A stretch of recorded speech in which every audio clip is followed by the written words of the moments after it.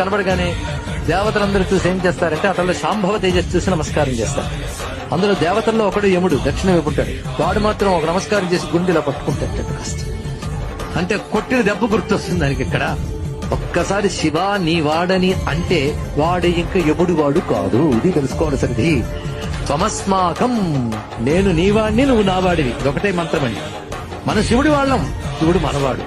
అదన్నాక ఇంకా లోకంతో భయం ఏముందండి. ఇక్కడ అన్నిటికంటే గొప్ప తెలివి ఏంటంటే ఈశ్వరుణ్ణి ఆశ్రయించాలన్న బుద్ధి ఒక్కటుంటే సర్వశాస్త్ర సారములు తెలిసినట్లే. కనుక మన పిల్లలకి భగవంతుడిని ఆశ్రయించే లక్షణం ఉందా లేదా అని తెలిస్తే తల్లిదండ్రులు ఆగి బతికి వచ్చండి. ఇంకా వాడి బతుకు పరమేశ్వరుడు చూసుకుంటాడు.